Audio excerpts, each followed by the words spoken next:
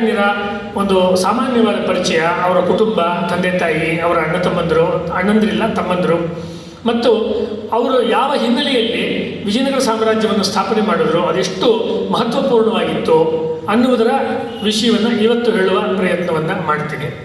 ಆದಷ್ಟು ಅದಕ್ಕೆ ಸೀಮಿತ ಮಾಡ್ಕೊಳ್ಳೋಕೆ ನೋಡ್ತೀನಿ, ಏಕೆಂದರೆ ವಿಷಯಗಳು ತುಂಬ ಇದೆ ಹೇಳಬೇಕಾದ್ದು. ಸಮಯ 1 ಗಂಟೆ ಅವಧಿಯಲ್ಲಿ ಹೇಳಬೇಕು ಸಮಯನ. ಅದು ಆದಮೇಲೆ ನಾಳೆ ದಿವಸ ಇವ್ರನ್ನ ವಿದ್ಯಾರಣ್ಯರು ಬಹಳ ದೊಡ್ಡ ತತ್ವಜ್ಞಾನಿ. ವೇದಾಂತವನ್ನು, ಅದರಲ್ಲೂ ಅದ್ವೈತ ದರ್ಶನವನ್ನು ತುಂಬ ಪ್ರಖರವಾಗಿ ಅವರ ಬೇರೆ ಬೇರೆ ರೀತಿಯ ತರ್ಕಯುಕ್ತಿಗಳಿಂದ ಮತ್ತೆ ಪುನರ್ಸ್ಥಾಪನೆ ಮಾಡಿದವರು ವಿದ್ಯಾರಣ್ಯರು. ಯಾವ ಕೆಲಸವನ್ನು ಭಗವಾನ್ ಶಂಕರಾಚಾರ್ಯರು ಮಾಡಿದ್ರು ಆ ಕೆಲಸವನ್ನು ಅವರು ತಮ್ಮ ಕಾಲಖಂಡದಲ್ಲಿ ಮಾಡಿದರು ಅನ್ನೋದು ಕೂಡ ತುಂಬ ಮುಖ್ಯವಾದ್ದು. ಮತ್ತು ಅದನ್ನು ಹೇಳಿ ಅಲ್ಲಿಗೆ ನಿಲ್ಲಿಸದೆ ಅದು ನಮ್ಮ ಇವತ್ತಿನ ದಿನನಿತ್ಯದ ಜೀವನಕ್ಕೆ, ವಿದ್ಯಾರಣ್ಯರು ಹೇಳಿದಂಥ ವೇದಾಂತ, ಅದು ಅದ್ವೈತ ವೇದಾಂತ, ನಮ್ಮ ದಿನನಿತ್ಯದ ಜೀವನಕ್ಕೆ ಎಲ್ಲಿ ಉಪಯೋಗ ಬರುತ್ತೆ. ಯಾಕೆಂದ್ರೆ ದಿನನಿತ್ಯದ ಜೀವನಕ್ಕೆ ಉಪಯೋಗ ಬರದೇ ಇರೋ ವೇದಾಂತ ತೊಗೊಂಡು ನಾವೇನು ಮಾಡೋಣ? ಭಕ್ತಿಯಿಂದ ನಮಸ್ಕಾರ ಮಾಡ್ಬೋದೇ ಹೊರತು ಜೀವನಕ್ಕೆ ಉಪಯೋಗ ಬರದೇ ಇರೋ ಫಿಲಾಸಫಿಯಿಂದ ಉಪಯೋಗ ಇಲ್ಲ. ಹಾಗಾಗಿ ಅದರ ಉಪಯುಕ್ತತೆ ಏನು ಅನ್ನುವುದನ್ನು ಒಂದಷ್ಟು ಅನುಸಂಧಾನ ಮಾಡುವ ಪ್ರಯತ್ನವನ್ನು ನಾನು ನಾಳೆ ಮಾಡುವ ಪ್ರಯತ್ನವನ್ನು ಮಾಡ್ತೀನಿ.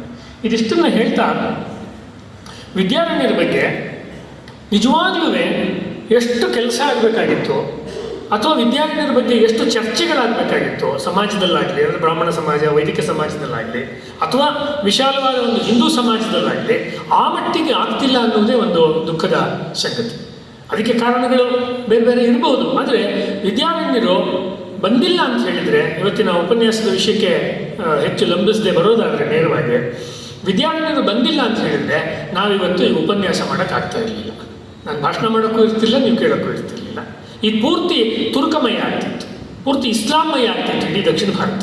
ಒಂದೇ ಮಾತಲ್ಲಿ ಹೇಳಬೇಕು ಅಂತ ಹೇಳಿದ್ರೆ, ಯಾವ ಕೆಲಸವನ್ನು ಭಗವಾನ್ ಕೌಟಿಲ್ಯ ಒಂದು 23-24 ಶತಮಾನಗಳ ಹಿಂದೆ ಪಾಟ್ನಾ ಅಥವಾ ಬಿಹಾರವನ್ನು, ಪಾಟಲಿಪುತ್ರವನ್ನು ಕೇಂದ್ರ ಮಾಡಿಕೊಂಡು ಅಲ್ಲಿದ್ದಂಥ ಒಬ್ಬ ಶೂದ್ರ ಕುಲದ ಹುಡುಗನ್ನ ಎತ್ತಿ ಇವನಲ್ಲಿ ಸಾಮರ್ಥ್ಯ ಇದೆ ಅಂತ ಮುರಿಯ ಅನ್ನುವಂಥ ಜಾತಿಗೆ ಸೇರಿದಂಥ ಮುರಿಯ ಅನ್ನೋ ತಾಯಿಯ ಗರ್ಭದಲ್ಲಿ ಹುಟ್ಟಿದಂಥ ಮೌರ್ಯನನ್ನು ಎತ್ತಿ ನಿಲ್ಲಿಸಿ ಚಂದ್ರಗುಪ್ತ ಮೌರ್ಯ ಅಂತ ಮಾಡಿ ನಂದರ ದಬ್ಬಾಳಿಕೆಯನ್ನು, ನಂದ ರಾಜರ ದಬ್ಬಾಳಿಕೆಯನ್ನು ಮುರಿದು ಅಲ್ಲಿ ಅವನು ಒಂದು ಪ್ರಬಲವಾದಂಥ ಮಗಧ ಸಾಮ್ರಾಜ್ಯವನ್ನು ಕಟ್ಟಿದ್ರಿಂದ ಆ ಕಡೆಯಿಂದ ಗ್ರೀಕ್ ಕಡೆಯಿಂದ ಬಂದಂಥ ಅಲೆಕ್ಸಾಂಡರ್ಗೆ ಭಾರತವನ್ನು ಪೂರ್ತಿ ಒಳಗಡೆ ಬರೋಕ್ಕಾಗಲಿಲ್ಲ. ಸಿಂಧು ನದಿ ದಡದಲ್ಲೇ ಅವನನ್ನು ಹೊಡೆದು ವಾಪಸ್ಸು ಹಿಂದಕ್ಕೆ ಕಳಿಸೋದು.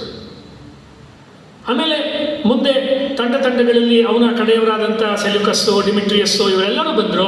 ಅವರೆಲ್ಲರನ್ನೂ ಕೂಡ ಈ ಚಾಣಕ್ಯ, ಅಂದರೆ ಭಗವಾನ್ ಕೌಟಿಲ್ಯ ಅಥವಾ ವಿಷ್ಣುಗುಪ್ತ ವಾತ್ಸಾಯನ, ಆತ ಹೇಳಿಕೊಟ್ಟಂಥ ರಾಜತಂತ್ರ, ಆತ ಹೇಳಿಕೊಟ್ಟಂತಹ ಒಂದು ಯುಕ್ತಿ, ಅದನ್ನು ಇಟ್ಕೊಂಡು ಮಗಧ ವಂಶದ ಮುಂದಿನ ರಾಜರು, ಪರಮ ಪ್ರತಾಪಿಗಳಾದ ಚಂದ್ರಗುಪ್ತ ಮೌರ್ಯ, ಆಮೇಲೆ ಬಂದಂಥ ಬಿಂಬಿಸಾರ ಅಥವಾ ಬಿಂದುಸಾರ, ಇವರುಗಳು ಎಲ್ಲ ಮಾಡಿದರು. ತಕ್ಕಮಟ್ಟಿಗೆ ಅಶೋಕನು ಕೂಡ ಆ ಕೆಲಸವನ್ನು ಮಾಡಿದ್ರಿಂದ ಹಿಂದೂ ಧರ್ಮದ, ವೈದಿಕ ಧರ್ಮದ, ಸನಾತನ ಧರ್ಮದ ರಕ್ಷಣೆ, ಅದರ ಕಲೆ, ಸಾಹಿತ್ಯ, ಸಂಸ್ಕೃತಿ, ಅನುಷ್ಠಾನ, ಬಹಳ ಮುಖ್ಯವಾದ ಅನುಷ್ಠಾನ, ನಿತ್ಯದ ಅನುಷ್ಠಾನ, ಅದೆಲ್ಲವೂ ಕೂಡ ಉಳಿತು.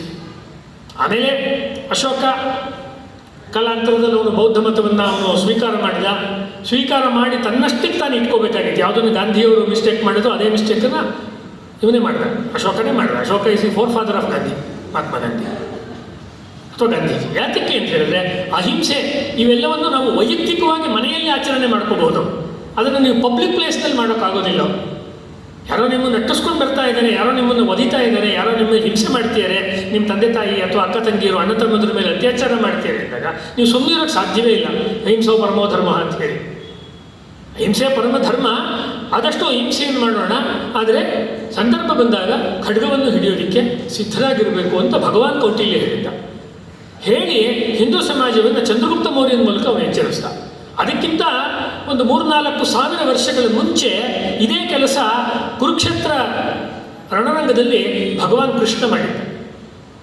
ಏಪತಶ್ಚ ಶರೀರೇ ಮೇ ರೋಮಹರ್ಷಶ್ಚ ಜಾಯತೆ, ಗಾಂಡೀವನೇ ಬಿದ್ದೋಗ್ತಾ ಇದೆ ಅಂತೆಲ್ಲ ನನಗೆ ಭಗವದ್ಗೀತೆ ಹೇಳ್ಕೊಟ್ಟಿರೋ ಮೇಡಮ್ ಇಲ್ಲೇ ಇದ್ದಾರೆ, ಚಿಕ್ಕ ವಯಸ್ಸಿನಲ್ಲಿ ಸಿದ್ದರಾಮಯ್ಯ ದೇವಸ್ಥಾನದಲ್ಲಿ ಹೇಳ್ಕೊಟ್ಟಿರೋರು.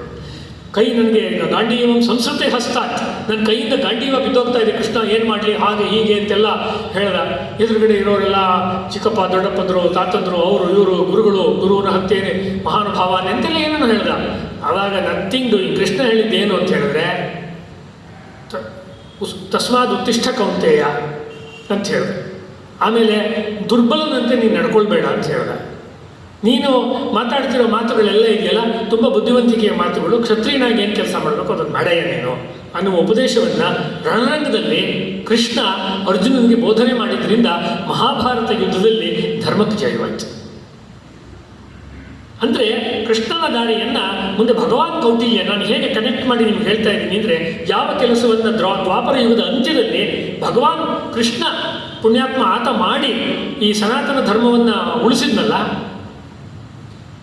ಅದೇ ಕೆಲಸವನ್ನು ಈ ಭಾರತಕ್ಕೆ ಯಾರೂ ಕೂಡ ಆಕ್ರಮಣವನ್ನು ಮಾಡಬಾರ್ದು, ಮಾಡಿದರೆ ಅವ್ರನ್ನ ಹೇಗೆ ನಾವು ಹಿಮ್ಮೆಟ್ಟಿಸಬೇಕು ಅನ್ನುವುದನ್ನು ತೋರಿಸ್ಕೊಟ್ಟವರು ಭಗವಾನ್ ಕೌಟಿಲ್ಯ, ವಿಷ್ಣುಗುಪ್ತ, ಚಾಣಕ್ಯ.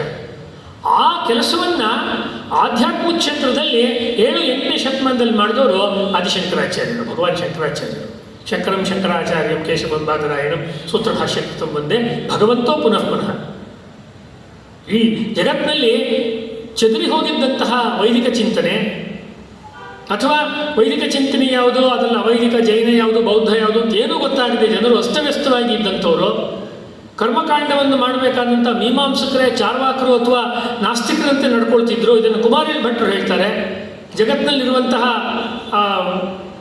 ಇವರು ಮೀಮಾಂಸಕರು, ಅಂದರೆ ಯಜ್ಞ ಅಥವಾ ಕರ್ಮವೇ ಪ್ರಧಾನ ಅಂತ ಹೇಳುವಂಥ ಮೀಮಾಂಸಕರು ಕೂಡ ನಾಸ್ತಿಕರಂತೆ ಅಥವಾ ಚಾರ್ವಾಕರಂತೆ, ಚಾರ್ವಾಕ ಅಂತ ಹೇಳಲ್ಲ ಪದ, ಲೋಕಾಯತ ಅಂತ ಹೇಳ್ತಾರೆ ಕುಮಾರಿಲ್ ಭಟ್ರು. ಆ ರೀತಿ ನಡ್ಕೊಳ್ತಾ ಇದ್ದಾರೆ, ಲೋಕಾಯತರಂತೆ, ಮೆಟೀರಿಯಲಿಸ್ಟ್ ಅನ್ನೋ ರೀತಿ ನಡ್ಕೊಳ್ತಿದ್ದಾರೆ. ಅಂದರೆ ನಾವು ಯಜ್ಞ ಮಾಡೋದ್ರಿಂದ, ಯಜ್ಞಕ್ಕೊಂದಷ್ಟು ಒಂದು ಮಿಳ್ಳೆ ತುಪ್ಪ ಹಾಕೋದ್ರಿಂದ ಇಂದ್ರ ಬರ್ತಾನೆ, ಇಂದ್ರ ಗಟ್ಟಿನೋ ನಮ್ಮ ತುಪ್ಪ ಗಟ್ಟಿನೋ, ಇಂದ್ರನಿಗಿಂತ ನಮ್ಮ ತುಪ್ಪನೇ ಗಟ್ಟಿ ಅಂತೆಲ್ಲ ಮೀಮಾಂಸಕರು ಚರ್ಚೆ ಮಾಡ್ತಿದ್ರು. ಕುಮಾರಿಲ್ ಭಟ್ರನ್ನ ಈ ಕಾರಣಕ್ಕೋಸ್ಕರ ಶಂಕರಾಚಾರ್ಯರು ಎದುರಿಸ್ಬೇಕಾಗಿ ಬಂತು. ಸುಮ್ಮನೆ ಶಂಕರ ವಿಜಯ ಓದುವಾಗ ಕುಮಾರಿಲ್ ಭಟ್ರನ್ನ ಅವರು ಒಂದು ವಾದದಲ್ಲಿ ಎದುರು ಮಾಡಿದ್ರು, ಅವ್ರು ಆಗಲಿಲ್ಲ. ಆಮೇಲೆ ಮಂಡನ ಮಿಶ್ರ ಕಳಿಸಿದ್ರು, ಯಾಕೆಂದ್ರೆ ಅವರು ಈಗಾಗಲೇ ತಮ್ಮನ್ನು ತಾವೇ ಸುಟ್ಕೊಳ್ಳುವಂಥ ಕೆಲಸದಲ್ಲಿದ್ದರು ಅಂತಾರೆ. ಹಿನ್ನೆಲೆ ಏನು ಅಂದರೆ, ಮೀಮಾಂಸಕರನ್ನ ಯಾಕೆ ಎದುರಿಸ್ಬೇಕಂತ ಹೇಳಿದ್ರೆ, ಕರ್ಮಕ್ಕಿಂತ ಅವರು ದೇವತಾ ನಿಂದನೆ ಅಥವಾ ಯಜ್ಞದ ಬಗ್ಗೆನೇ ತುಂಬ ಲೂಸ್ ಟಾಕ್ಸ್ ಅಂತೀವಲ್ಲ, ಮೀಮಾಂಸಕರೇ ಮಾಡುವಂಥ ಸಂದರ್ಭವೂ ಬಂದಿತ್ತು. ಆಗ ಕರ್ಮ ಅನ್ನೋದು ಬೇಕು, ಭಕ್ತಿ ಅನ್ನೋದು ಬೇಕು. ಆದರೆ ಕರ್ಮ ಭಕ್ತಿ ಎರಡೂ ಸಾಲದು. ಕರ್ಮ ಭಕ್ತಿಯನ್ನು ದಾಟಿರುವಂಥದ್ದು ಒಂದಿದೆ, ಅದು ಪರಿಪೂರ್ಣವಾದಂಥ ಜ್ಞಾನಮಯವಾದ ಜಿಜ್ಞಾಸೆ. ನೀನು ಯಾರು ಅಂತ ತಿಳ್ಕೊ. ಈ ಭೂಮಿ ಮೇಲೆ ನೀನು ಬಂದ್ಬಿಟ್ಟಿದ್ಯಾ, ನಾನು ಯಾರು, ಯಾವುದನ್ನು 20ನೇ ಶತಮಾನದಲ್ಲಿ ಭಗವಾನ್ ರಮಣ ಮಹರ್ಷಿಗಳು ಹೇಳಿದ್ರು, ಆ ಕೆಲಸವನ್ನೇ ಇವರು ಹೇಳಿ. ಹೂ ಆಮೆ, ನಾನು ಯಾರು?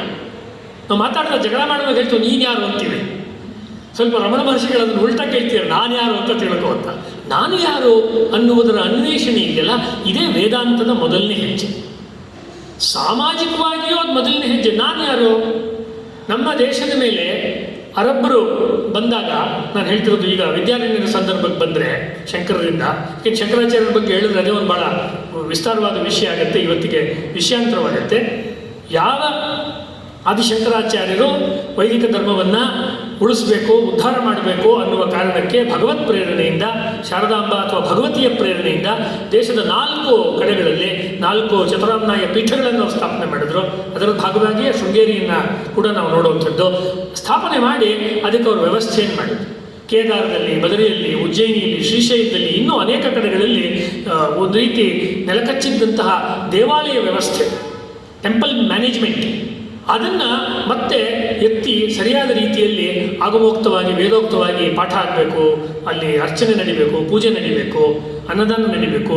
ಈ ಎಲ್ಲ ವ್ಯವಸ್ಥೆಗಳನ್ನು ಶಂಕರಾಚಾರ್ಯರು ಮಾಡಿದರು. ಇದಲ್ಲದೆ ಅವರು ಮುಂದೆ ಪ್ರಸ್ಥಾನತ್ರಯಗಳಿಗೆ ಭಾಷ್ಯವನ್ನು ಬರೆದರು. ಈ ಎಲ್ಲ ಕೆಲಸವನ್ನು ಶಂಕರಾಚಾರ್ಯರು ಮಾಡಿದ್ದು ಸನಾತನ ಧರ್ಮವನ್ನು ನಿಲ್ಲಿಸುವ ದೃಷ್ಟಿಯಿಂದ. ಅದು ಒಂದು ಬಹಿರ್ಮುಖವಾಗಿ. ಅಂತರಂಗಿಕವಾಗಿ ನಾವು ಭಗವಂತನ ಆರಾಧನೆಯನ್ನು ಮಾಡ್ತಾನೆ ನಮ್ಮ ಬಗ್ಗೆ ನಾವು, ನಮ್ಮ ತಿಳುವಳಿಕೆಯನ್ನು ನಮ್ಮ ಬಗ್ಗೆ ನಾವು ತಿಳ್ಕೋಬೇಕು ಅಂತ. ಅದಕ್ಕೆ ಇರುವಂಥ ದಾರಿ ಅದ್ವೈತವೇ, ಅದಕ್ಕಿರುವಂಥ ದಾರಿ ಜ್ಞಾನ ಮಾರ್ಗ ಮಾತ್ರವೇ. ಅದೆಷ್ಟೇ ಪೂಜೆ ಮಾಡ್ಬೋದು, ಎಷ್ಟೇ ಭಜನೆ ಮಾಡ್ಬೋದು, ಎಷ್ಟೇ ಶ್ರೀಚಕ್ರ ಉಪಾಸನೆ ಮಾಡ್ಬೋದು, ಅದು ಯಾವುದೂ ಕಡಿಮೆ ಅಲ್ಲ. ಅದು ಯಾವುದೂ ಕಡಿಮೆ ನಾನು ಹೇಳ್ತಿಲ್ಲ, ಎಲ್ಲವೂ ಬೇಕು. ಕಾಲೇಜ್ಗೆ ಹೋಗೋಕ್ಕೆ ಮುಂಚೆ, PhD ಮಾಡೋಕ್ಕೆ ಮುಂಚೆ ಡಿಗ್ರಿ, PUC ಮತ್ತೊಂದು ಎಲ್ಲ ಮಾಡಬೇಕಲ್ವ, ಅದು ಯಾವುದೂ ಕಡಿಮೆ ಅಲ್ಲ. ಆದರೆ ಅಲ್ಲಿಗೆ ನಿಲ್ಲಕ್ಕೆ ಸಾಧ್ಯವಿಲ್ಲ. ಇವೆಲ್ಲವೂ ಚಿತ್ತಶುದ್ಧಿಗೋಸ್ಕರ ಎಲ್ಲ ಪೂಜೆ, ಭಜನೆ, ನಾಮಜಪ ಏನು ಬೇಕಾದ್ರೂ ಮಾಡ್ಕೋಬೋದು. ಆದರೆ ಕೊನೆಗೂ ಹೋಗಿ ನಾನು ಮತ್ತು ಪರಮಾತ್ಮ ಒಂದೇ ತತ್ವ ಅನ್ನುವುದರ ಅರಿವು ನನಗೆ ಆಗಬೇಕು. ಅದನ್ನೇ ಅದ್ವೈತ. ಅದ್ವೈತ ಅಂದರೆ ಎರಡಿಲ್ಲದ್ದು ಅಂತಷ್ಟು, ನಾನ್ ಡ್ಯುಯಲ್. ಅಲ್ಲಿ ಡ್ಯುಯಾಲಿಟಿ ಎರಡು ಅನ್ನೋದು ಇಲ್ಲವೇ ಇಲ್ಲ ಅನ್ನುವುದನ್ನು ಅವರು ಹೇಳಿದರು. ಇದನ್ನೇ ಅವರ ಗುರುಗಳಾಗಿದ್ದಂತಹ ಗೌಡಪಾದರು ಅದ್ವಯ ಅಂತ ಹೇಳಿದರು. ಗೌಡಪಾದರು, ಆಮೇಲೆ ಗೋವಿಂದ ಭಗವತ್ಪಾದರು, ಆಮೇಲೆ ಶಂಕರಾಚಾರ್ಯ. ಇಂಥ ಶಂಕರಾಚಾರ್ಯರು ಶೃಂಗೇರಿಯ ಒಂದು ಪೀಠವನ್ನು ಅಲ್ಲೂ ಕೂಡ, ಅಂದರೆ ಉಳಿದ ಇನ್ನು 3 ಸ್ಥಾನಗಳಂತೆ ಅಲ್ಲೂ ಕೂಡ ಚತುರಾಮ್ನಾಯ ಪೀಠಗಳಲ್ಲಿ ಒಂದಾದ ಶೃಂಗೇರಿಯನ್ನು ಮಾಡಿದ ಮೇಲೆ ಆ ಗುರು ಪರಂಪರೆಯಲ್ಲಿ 12ನೆಯ ಗುರುಗಳಾಗಿ ಅಥವಾ ಯತಿಗಳಾಗಿ ಬಂದವರು ವಿದ್ಯಾರ್ಥಿ. ಇದು ಅವರ ಐತಿಹಾಸಿಕವಾಗಿ ಶೃಂಗೇರಿಯ ಚರಿತ್ರೆಯನ್ನು ಹುರುಗಲವಾಡಿ ಲಕ್ಷ್ಮೀ ನರಸಿಂಹ ಶಾಸ್ತ್ರಿಗಳು ಬರೆದಿದ್ದಾರೆ, ಲಾನಾಶಾಸ್ತ್ರಿಗಳು ಅಂತ. ಅವರ ಗ್ರಂಥದಲ್ಲಿ ಇರುವುದನ್ನು ಇಟ್ಕೊಂಡು ನಾನು ಈ ವಿಷಯವನ್ನು ಹೇಳ್ತೀನಿ. ನನ್ನ ಪ್ರಕಾರ ತುಂಬ ಪ್ರಾಮಾಣಿಕವಾಗಿ ಅಥೆಂಟಿಕ್ ಆಗಿ ಬರೆದಿರುವಂಥ ಗ್ರಂಥ. ಹಿಂದೆ KG ಶಾಸ್ತ್ರಿಗಳು ಎಲ್ಲ ಬರೆದಿದ್ರು, ಇಲ್ಲ ನಾನು ಹೇಳ್ತಿಲ್ಲ.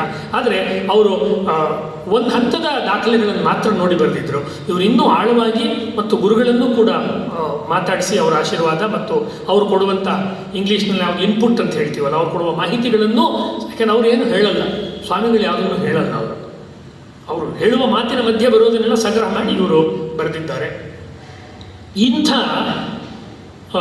ವಿದ್ಯಾರ್ಥಿಗಳು ವೇದಾಂತದ ಕೆಲಸಗಳನ್ನು ತುಂಬ ಮಾಡಿದರು. ಆದರೆ ವೇದಾಂತ ಕ್ಷೇತ್ರದಲ್ಲಿ, ಅದ್ವೈತ ಕ್ಷೇತ್ರದಲ್ಲಿ ಕೆಲಸಗಳನ್ನು ಮಾಡಿರೋರು, ಗ್ರಂಥಗಳನ್ನು ಬರೆದಿರೋರು, ಗುರು ಪರಂಪರೆಯನ್ನು ಮುಂದುವರಿಸಿರೋರು, ಶಿಷ್ಯಕೋಟಿಯನ್ನು ನಿರ್ಮಾಣ ಮಾಡಿರೋರು ಅನೇಕ ಮಹನೀಯರಿದ್ದಾರೆ. ವಿದ್ಯಾರಣ್ಯರಿಗಿಂತಲೂ ಮುಂಚೆ ಇದ್ದಾರೆ.